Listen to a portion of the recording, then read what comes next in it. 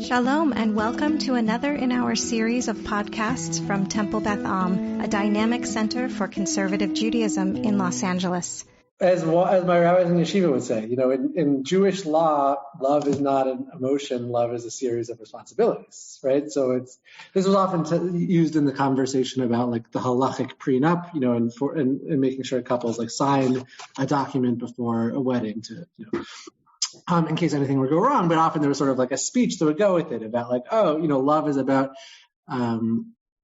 demonstrating your, care through responsibilities, not through emotions, but through saying even when things aren't good, there's certain obligations that we vow to meet to one another, which is kind of what we wanted to talk about tonight, thinking specifically about Amir and Yifat in this episode, in episode 12 of season 2. And, specifically kind of the marital conjugal responsibilities that, for Amir and the challenge that comes up here where, of course, they're having fertility issues. Yifat has been taking these pills that make her crazy for the possibility of pushing off her cycle a little bit, changing, adjusting her cycle somewhat so that she would be able to do observe Nida in the traditional way and still have sort of a fertility window. Basically she would still be, when she goes to mikvah, she would still be kind of in a fertile, a more fertile window of her cycle. So she's been doing all this work on her end. And I don't think the pills are to mess with her cycle. I think the pills are to up her fertility and her hormones. Because if they had to do with her cycle, not to like. I wasn't sure if they were delaying. Whatever the opposite of mansplaining is, not to do that to you right now. But but if they were to alter her period, then they would also not be allowing her to get pregnant. So I think that these are pills to actually give her more hormone, not to alter her cycle. Yeah. Thank you. Anyway, continue. That sounds great. Either way, there we go. Thank you for explaining. When you come here as a scholar in residence, we can teach on this topic together. That was we actually did that once together. We were joined kind of scholar in residences once. And also playing with the hormones makes you crazy. Right. So that's why that makes sense that her craziness comes from the increased hormones. And she's like, okay, I'm doing this. Amir, you need to get off that first night of Miluim, right? For people who aren't familiar, by the way, right, that most Israeli people, I think men and women who served in the army, are obligated typically once a month to go for for a couple of days for what they call Miluim, like reserve duty, like what Amir is doing, usually not on the front lines unless there's a war, but kind of something, you go and you serve and you have the same group of people who you serve with every month. But of course the timing is just kind of exactly off. And it seems like Amir is trying pretty hard, but not hard enough or not successfully enough. And Yifat's response is like, I'm doing all of this work and you're not meeting me halfway, right? As Debbie's saying, he doesn't speak up enough. So I think the question is it speaking up enough or he's not willing to say what's going on, right? Like he says, I need to be off that night. If he says like, we're having fertility issues, my wife is trying really hard to, perhaps if he explained the situation and is like, this is really like we really just, it has to be tonight, maybe they'd be more agreeable, but like he doesn't say it, he just says, I really need to be off. What if he called prior to showing up, right? Is a good question. I don't know that would have made a difference. I think sometimes with those things, it's sort of like you show up and then you request leave. I don't know. It's a good question. So yeah, I think part of it is not speaking up. Part of it is he's very reluctant to admit things not being quote unquote like right or right. He's things like this, things like my wife, we're having fertility issues, like are not things that he tends to be good at disclosing to people. He's really tries to keep those things internal, and as a result, he ends up not being able to, have situations resolved the way they could be resolved potentially. So, yes. Karen has her hand up, so does Renee, and then we can go back to the topic. Yeah. Okay. So I was Karen, just writing in the chat. Where is this gate that they were? Is that usual that there are gates and people? Yeah, I think it's a base. I think it's an army base. Like I was saying, for Miluim, usually, like the soldiers on Miluim right? I mean, they can be anywhere. I think you're on Miluim until you're 50. So like often they're not like the 18-year-old types. It's sort of like you're helping out.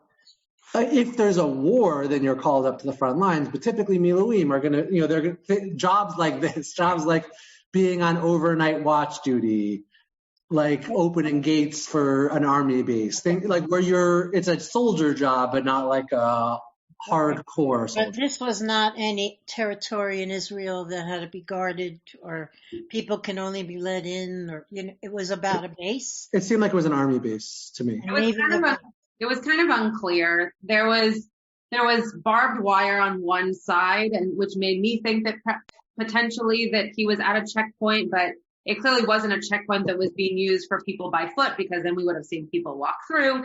So it's unclear where he was, but as Rabbi Pernick said, that those types of jobs, they're just trying to keep their soldiers kind of with it and like in the game, so that if they are called up to actual active service, they've been in the field, so to speak, a little bit. There are certain types of units that if you were in a kind of higher up, usually intelligence type unit, that if you are in Israel, that you have a longer period of Miluim time, whether or not you live there. So I actually have a very good friend who's married to an Israeli, and she was not able to go to live in Israel for her rabbinical school year, because had her husband been in Israel for a period of time, he would have been called into reserves, not just for a few days, but probably for a few months, based on the unit that he was in when he was actually in active service. So it depends, but it seems as though Amir was just doing kind of like his due diligence to the army for that period of time. Renee and then Norm. So two things along those lines. It did look like it might have been a border, but they didn't, he didn't check the cars that were coming through. He just opened the gate and let them through. So that was a little concerning to me if it was a border crossing. And also, you were saying, Rabbi Pernick, sorry about the dog, about them doing that he could have spoken to the head of the unit or whatever and told him that what was the reason that he wanted the release. But had he done that, isn't it true that like if he had done that it could have caused embarrassment to his wife, and so that's kind of against Orthodox principles anyway, right? I mean, because we're not supposed to do things that put people like on the spot or. Correct, but if he's saying to his commander, my wife and I are having fertility challenges. We're really trying very hard to get pregnant. The doctors have advised that whatever it is, like I don't know if it's putting her on. I mean, for one thing, she's not in touch with his commander, so the commander doesn't know her. Just knows. Oh, but they may have other people in common. You don't know if the commander is going to happen to mention it just by chance. I don't know. I was just thinking about that. Maybe it is. Yeah, no, I mean the embarrassment piece. Right. So for one thing, if she gave permission, that would be fine to say, like if she said, tell him what's happening. Yeah. But also. That's what I was thinking actually when she talked to him and she said, you have to ask. I thought, is she telling him, go ahead and tell him that this is why you need it? Yeah. Which maybe she is. And he just being Amir is like, doesn't want to say that. Like, I need to be away. Yeah. Esther's saying she thinks Miluim is once a year. I think it really depends. Miluim rules kind of, I think for most people, it's like one weekend a month. I think that's the most typical, but I think it really depends, like Rabbi Schatz. It's less than that. Or maybe less than that. Yeah. So, but anyway, that's the embarrassment piece is a big piece, but I think fertility, like, right, he's not, right, if he says it in a way, like, we're having fertility challenges, this is what the doctors recommended. It's not like my wife can't get pregnant. Like, it's sort of like, we don't know exactly what's going on. We're having challenges. Like, this is what the doctor recommends. He said, this is sort of the night. I don't know. It's a possibility that would work. And after we hear from Jeff or Linda or both and Norm, you can also speak to like the halachic piece of what as a man he's supposed to kind of avail himself of. I'll set you up for that. And I think that part of this whole communication business is also that Amir doesn't say anything to his commander, and Yifat gets very angry, but doesn't really say, like, I understand that you need to be gone. This is important to me. Can we figure out a way to do this? The communication is just not, they are not communicating effectively to one another in any way, I don't think. She's also in the hardcore hormone pills, though, so that doesn't. No, for sure. I'm not saying that either of them is at fault, like, completely. I'm just saying I think that there would have been another way for maybe Amir to understand how dire this was for her, and then for him to actually say something about it. But neither of them were communicating either of those two things in a healthy way for them to understand that. Norm, and then Jeff or Linda. I think that it would be very surprising to me if he was somebody who would be able to be open with, his commander or pretty much anybody else about the fact that they were having trouble. And you say, well, he shouldn't say that she's having difficulty because, the only other option is that he's having difficulty.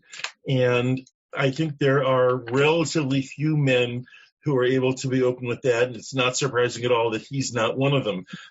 I'm sure that I know several people who have had these difficulties and have overcome them, but there's only one I know who was open about it, and when he told us about it, I was very amazed that he was, and I have great respect for him for this and other things. I was very surprised he was willing to be open about that to people that he wasn't that close to. Sure. So, because I think it's really unusual to do that. Yeah. Yeah. And I, first of all, I think you're right. And even when we talk about infertility, kind of like from the Jewish lens, there's always a infertility Shabbat and all those kinds of things. Very often it's the experience that is spoken about, and the testimonies is the word I was looking for, that are often shared are from a woman's perspective. You're right, Norm. And I think that there needs to be a little bit more of like the male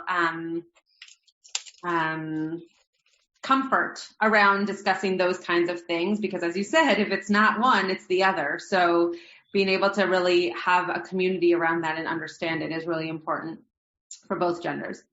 Okay, Jeff or Linda. I just wanted to say, as a person who is in the Army Reserve, was in the Army Reserve, not Israel, it's very difficult going to commanding officer and asking for special treatment for anything. Yeah. I mean, it's just, very intimidating. Sure. Yeah. Thank you for adding that, for sure. Yeah. I mean, it's interesting it seems like there is some level of like rapport that he has with these commanders. It seems like maybe, like the fact that he's calling them, like, the relationship sort of seemed closer than I would have assumed with like the big scary commander. He calls him, he's like, look, I really need this.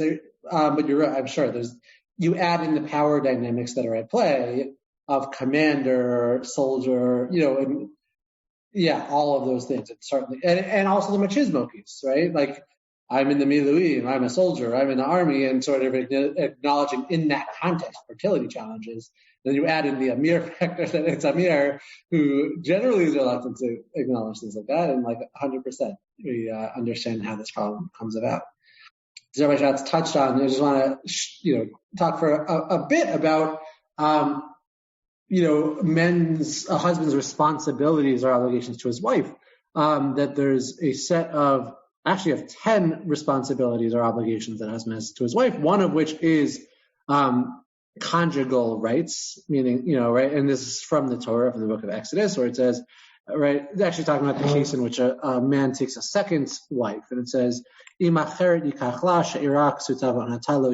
if a man takes another wife, he cannot withhold she'ira, ksutav, onata, which are understood to be conjugal rights, sexual, her sort of right to, sex with him, clothing and food.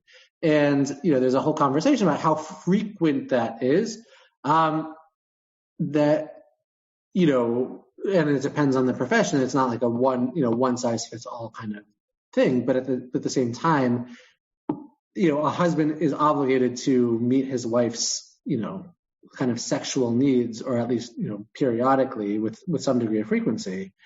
And there's also separately an obligation of pru revu, be fruitful and multiply, which is also a mitzvah. So there's sort of two mitzvot that are at play in this conversation.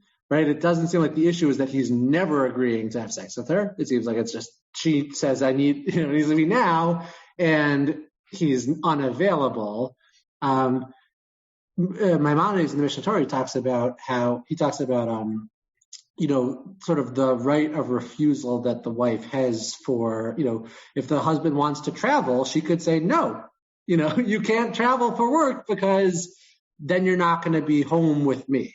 Right? If he has a job that's close to home and he says, well, I want to take this other job that pays better, but it requires more travel, she can say, no, I don't want you to take that job because then you're going to be exhausted by the time you get home and you won't be meeting my needs.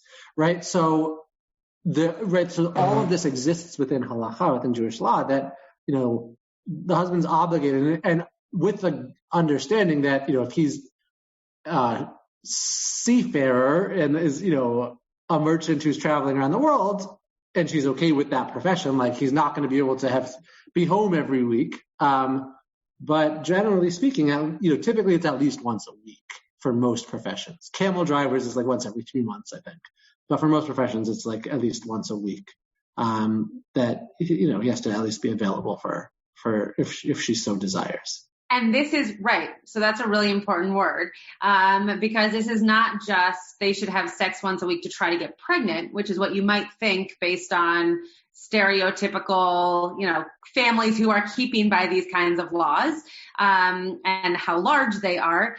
But in fact, what this is saying is that if she desires to have sex, that it is her right, and that her husband is obligated to satisfy that urge for her to have sex. That for the woman, it's not just about procreation. In fact, the mitzvah is on the man, not on the woman to procreate. But that it's actually about desire and pleasure. So that's something that we very rarely talk about, and is a big part of this standard here. Right. And I think thinking about that once a week, again, depending on the profession, it talks about if the guy has a job where he's sitting at home all day and he's not, there's nothing that's taking away his energy, then like he should be available every night for his wife. Touching on Rabbi Schatz's point, it's, it doesn't say within the, sort of fertility window, or, it's sort of, as long as she's not in nida, even if it's, not the right time of the month that's likely to lead to pregnancy, right? So it's not just about procreation. There is the mitzvah on the man, perhaps on the woman as well, but we generally understand it to be on the man, at least primarily, to procreate. But then separately, there's, the sexual responsibilities, which are not limited to procreative purposes. Just touching on what happens if he doesn't fulfill that, she can demand a divorce and he has to pay the ketubah. I mentioned this a little bit earlier, that the ketubah isn't just a fancy artistic work that we hang on the wall, right? A ketubah is a legal document declaring the husband's obligations to his bride in the event that the marriage dissolves or is dissolved, and not for right, if it's dissolved with fault and it's sort of on her end, then he doesn't have to pay the ketubah. But if he just says, I don't want to be married to you anymore, or she says, you're not meeting your responsibilities, for example, feeding me, clothing me, having sex with me, or if he dies, or things like that as well. There's a monetary component based on the understanding that when they were married, he is, generally speaking, in that world, the primary breadwinner, and he has an obligation to pay for her, again, her food and clothing, and sort of sustenance needs. And so that obligation extends even if they divorce, or he dies, that there's sort of an ongoing responsibility to pay a certain amount, which is understood to cover her living needs for a period of time. It's also interesting, I think this goes, I think this is still around today, but this goes to the way in which we typically talk about sexuality, that it's not also the reverse, right? There's not like an egalitarian point to this in terms of like, if the woman is a merchant, how many times does she have to have sex with her husband? The underlying understanding is that the man will want to have sex with her more often and will make that known, whereas the woman might not make it known. Or maybe it's taboo to make it known, or you don't talk about your sexuality or anything. So this is putting in writing for men to learn, by the way, that they have an obligation to their wives, even if she doesn't say when he comes home, this is what we're doing because this is what I want. So I just wanted to, maybe that was clear to everybody, but I wanted to make it very clear that the reason it's written out this way is so that a woman doesn't have to vocalize that if it's not something she feels comfortable vocalizing, but knows that she will be receiving as part of the relationship, the healthy relationship that she's in. And by the way, we're not going to go into this too much, or really at all, but there are also pieces after this that talk about if she doesn't want to, you can't force her to. Like if you are we'll just keep with merchant.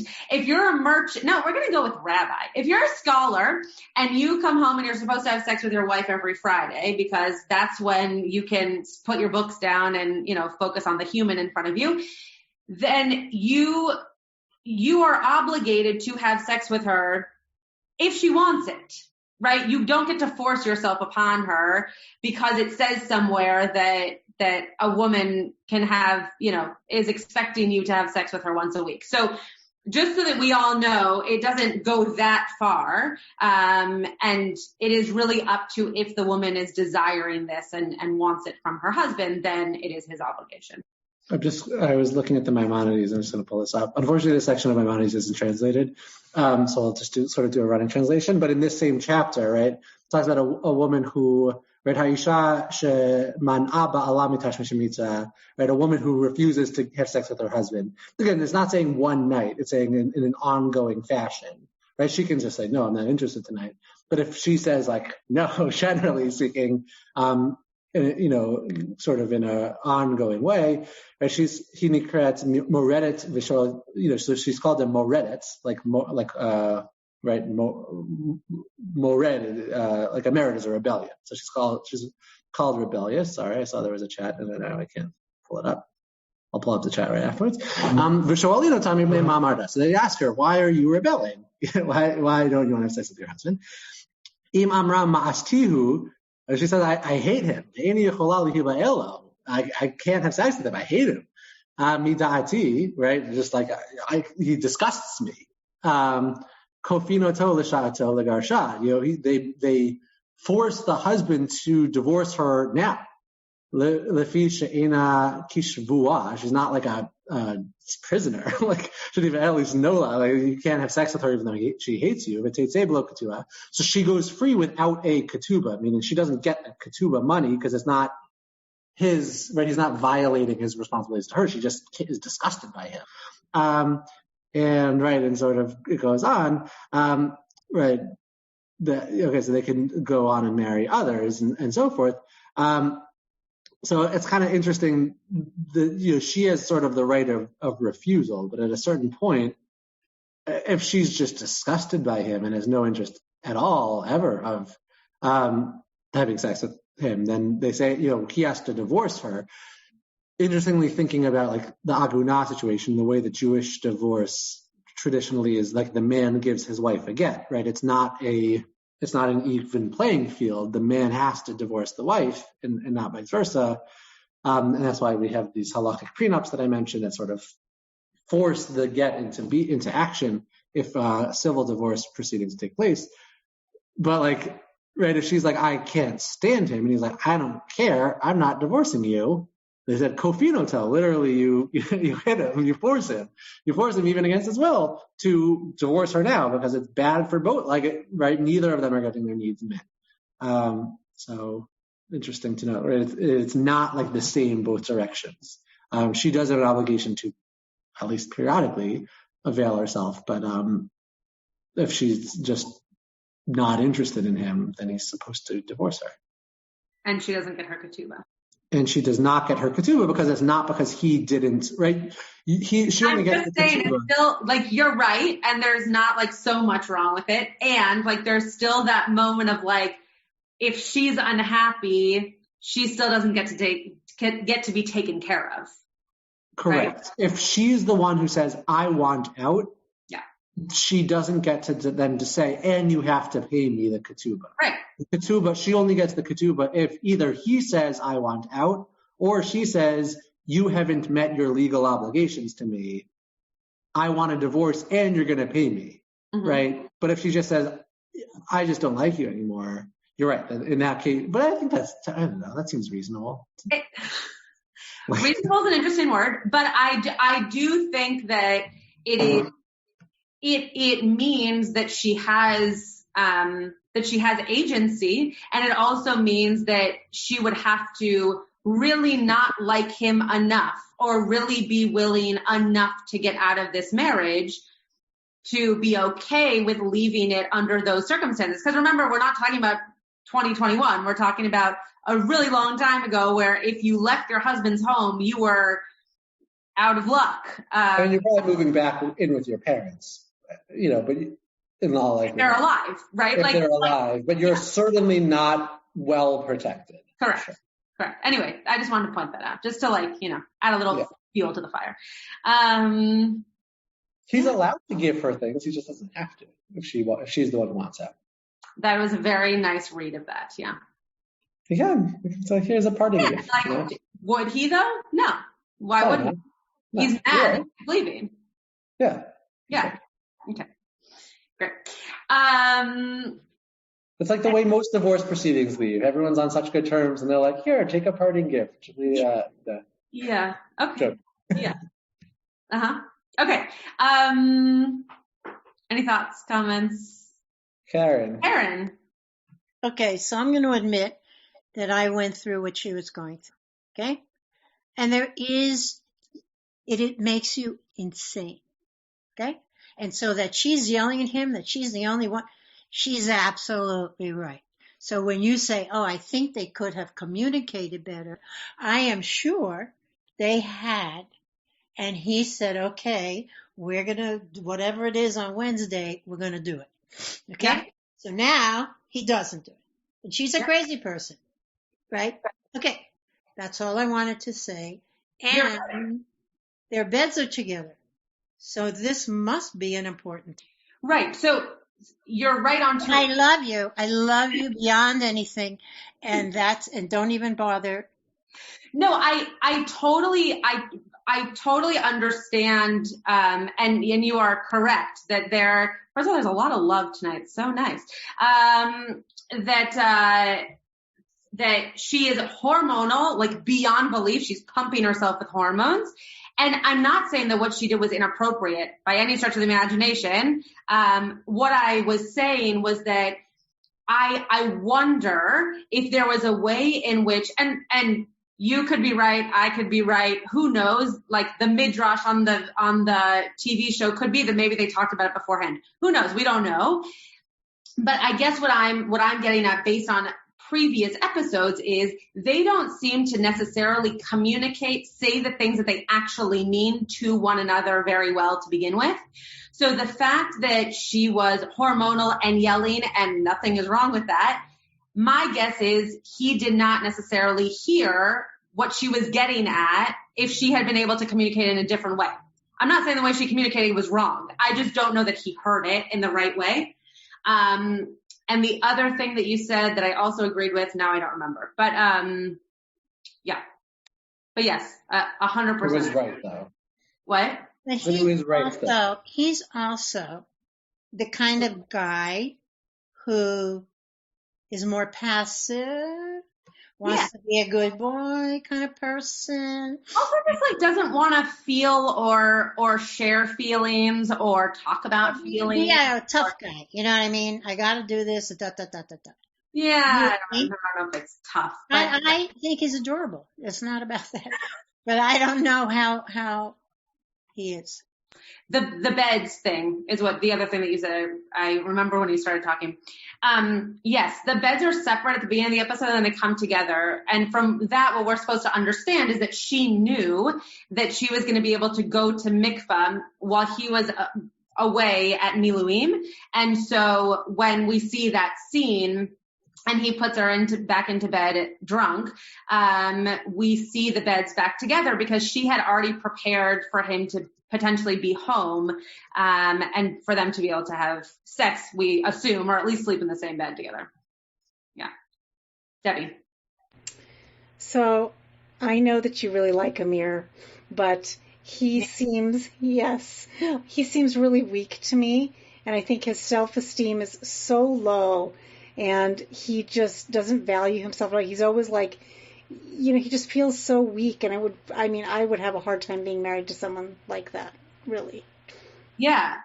We don't have to go into whether or not I like Amir. I think that he is, you like want to feel, at least I want to feel for him as a character because I want him to like find, cojones to say a few things.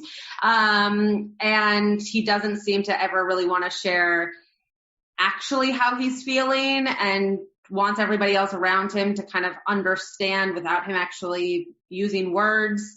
And I don't like that about him. And I think that just as a viewer, I want to see him as someone who can kind of grow into his skin and figure out how to communicate. But yes, I think that what we see in this episode is that he has feelings. He just doesn't share his feelings. And that he also very much so loves his wife and isn't saying or showing that in the ways that she needs to see it or hear it in those moments. And, I think that is where they are clashing right now, because he should have left Miluim and called her so she didn't go out that night, right? And right. He tried. Once he left, he tried calling her. That's true. She had thrown her phone in the sink, which I was like, that phone does not work. I don't know why. Anyway, I don't know. Josh, you're the man. You can decide if you want to speak up or not. I'm speaking for him. About whether he loves his wife? No, I think he loves his wife. No, whether or not he, like, the communication or his kind of quietness around his feelings. You don't have to speak to it. I'm just offering you the space. I agree that he is not good at communicating his feelings. Yeah, but that's Amir, right? I mean, Nati also, but in different ways, right? I think the only guy who seems to be reasonably, Yifat's also bad at communicating their feelings. Most of them are bad at communicating their feelings most of the time. But in different ways. Nati is more avoidant. Amir is avoidant, but in a different way. He just tries to push things under the rug. Nati just sort of, turns the other way and pretends they're not there. And Yifat has her own. I think Nati runs away from it, whereas Amir is still feeling it, just not expressing it. Yeah, right. So, no, I think that's I certainly think that's the case. But, and I think, it is sort of a courageous thing that he does at the end, but, of sort of, okay, I'm going to do this, I'm going to leave. I don't actually think he's at fault. I think as soon as he got into the car, he tried calling and she had thrown her phone in the sink. I don't know, but that doesn't, in that case, I don't know. It seems like he was trying pretty hard. I kind of felt for him there. He was, he was doing the best he could. Maybe he could have tried harder though, you know. Yeah. Any other thoughts on that? Oh, go ahead, Robert Schultz. Nope, that's all right. I just want to point out, just because only I heard this, but Debbie and Steve came to services this past Shabbat, and one of the things that she said was that based on our class, she now knows how to read my face. So like when I made faces during services, she knew exactly what I was thinking based on me making faces when you speak. So I'm glad that everyone is learning something from this class. Yeah. Although in this episode, Nati comes clean with Daphne. Yeah, we talked about that a little bit. I don't know that it's coming clean, right? Because Nati, again, is just running away from something that seems hard, as opposed to just being able to feel something out that could actually work. He just wants something that will be easy. But he doesn't lie to her. Or really make excuses. Yeah. It takes him a while to do it. But I thought this was one of his more adult moments. That one. Yeah, I think so too. I agree with that. I think, it wasn't perfect, but I think she's someone who forces, right? She kind of says like, okay, this is what you're ignoring me. Tell me what's happening. And he does. He doesn't say, no, I wasn't ignoring you. Or he could have said, I wasn't ignoring you or something, but he doesn't. He says, you're right. I was ignoring you. This is what's going on. So. And it's not like when he literally lets Yifat think that he's coming for Shabbos lunch and then never shows up. Right. Correct. That's true. He's grown. But also Daphne but Yifat's like the character who annoys me the most in the show. But she is. And I think Daphne is very good at okay, tell me what's happening here. Whereas Yifat doesn't, and then gets annoyed that people aren't doing things the way she wants them to do it, but she doesn't communicate that, Daphne is very good at tell me what's happening right here. Well, she has a child, and her child takes precedence over, as much as she may not like it, takes precedence over her relationship. Yeah. Mm-hmm. She's dating for two. Right. And protecting him. And is I'm not going to play games.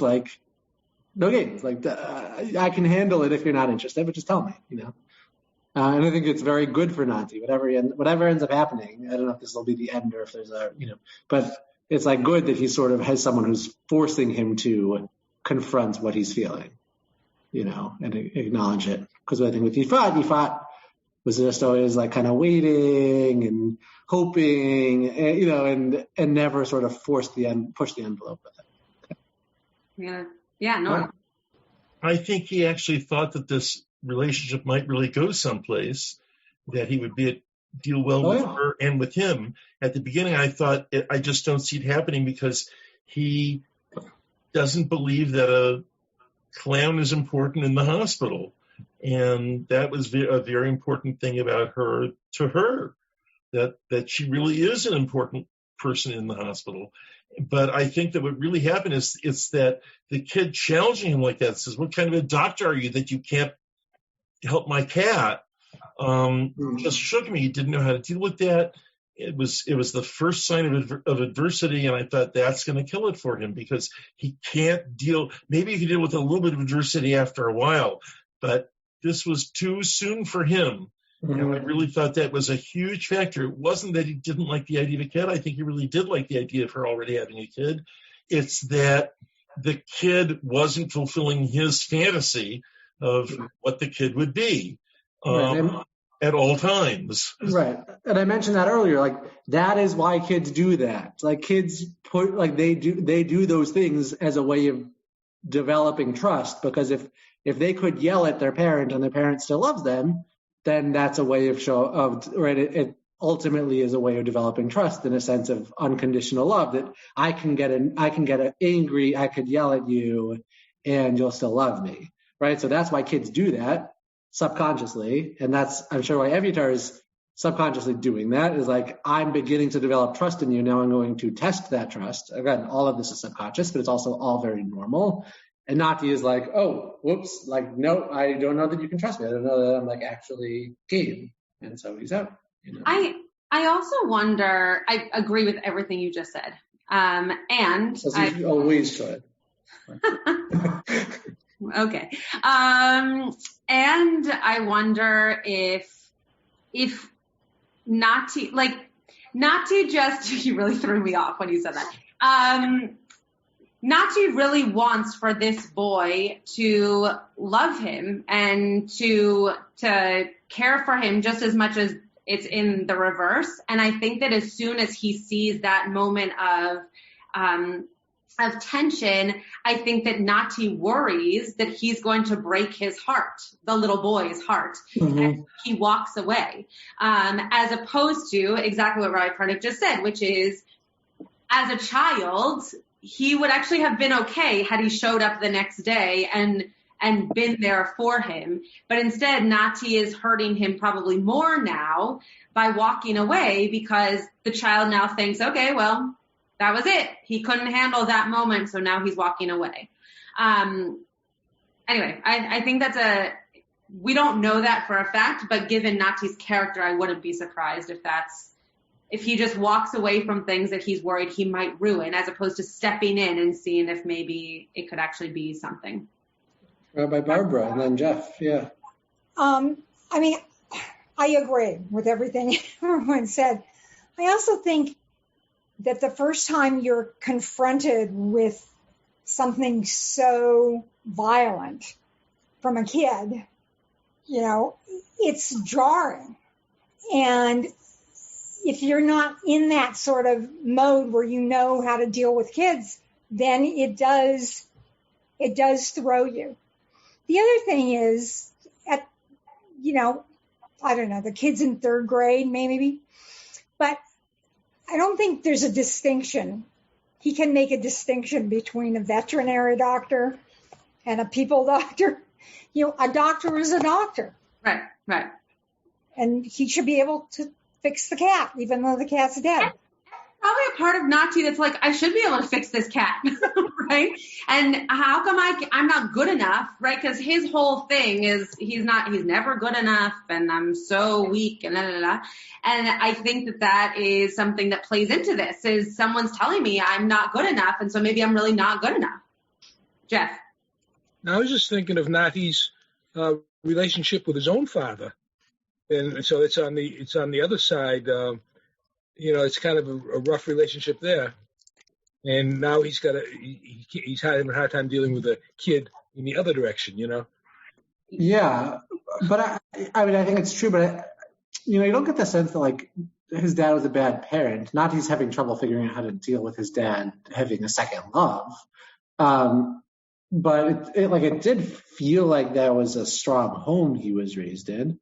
I think, there's also a sense in which it's different for, a non-biological parent who's stepping into parenting when the kid is already 8 or however old Eviatar is. Like, it's different when you're raising a kid from the time they're a baby and you're there the whole time. Like, this is a kid who's already has a personality and already has all this stuff. And is pushing boundaries. And so, again, like for Nati, it's sort of like when the kid is just like all loving about him and like, you're so cool and I just want to be you. Like, that's great. But when it's actually like parenting, then it's like, oh, that's hard. I don't know if I can handle that, especially a kid that like already has a personality. Like, there's just like kids' personalities are pretty formed by the time they're 3. So like this kid, he already is like he has a personality, like very much already. Yeah, Karen. When a kid gets like that, really upset that somebody who obviously could fix what he needs, he's pissed off.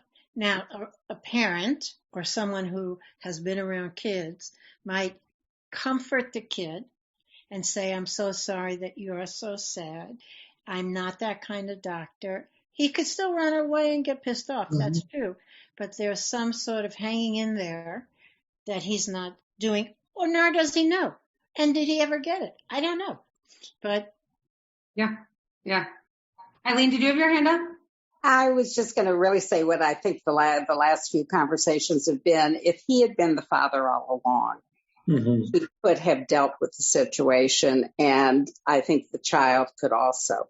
But the fact that this was totally out of his concept of even what to do or how to do it, I think just threw him for a loop. And he decided that it was impractical for him to pursue a relationship with a child that he really hasn't raised or doesn't know. And it's too much for him. Yeah. Whereas if it were his own child and he'd been there all along, it would be a different story. Yeah, for sure. And I think that he also clearly doesn't know, how to be around children, let alone this child, right? And so he's trying to figure it out while also trying to probably impress the child's mother. And the fathering of a child that's not actually your kid is so much harder than when you can, as Rabbi Pernick said, like grow up with a kid and have that kind of rapport. And by the time they get to that age, they know how to trust you and how to interact with you. I think also, like, as we had spoken about before, like, Nati connects with Eviatar because Nati is a kid. Right. Not because Nati is a parent. Like, right? So like, Nati's good at being a kid. He's not good at being a caretaker. So that's the problem. When they were playing games, it was a lot of fun. Exactly. It was along his line. But then when it came to something serious and it was a relationship, it was a different story. Yeah. Yeah. Yes, you're right. Do you have something to say? Okay. But then on the other hand, Nazi is a doctor, and I mean, his bedside manner, what if it was a patient, how he would have dealt with. So he should have used more of himself and trying to deal, whether it was a child or an adult. That makes you wonder how he would act if it was an adult that had lost, a father, mother, absolutely, whatever. So. And I wonder if it being a kid is different, right? Because you assume as the adult that you know how to handle a child, whereas if it was an adult talking to him, having the same kind of reactions, would he feel kind of on a similar level to know how to deal with it?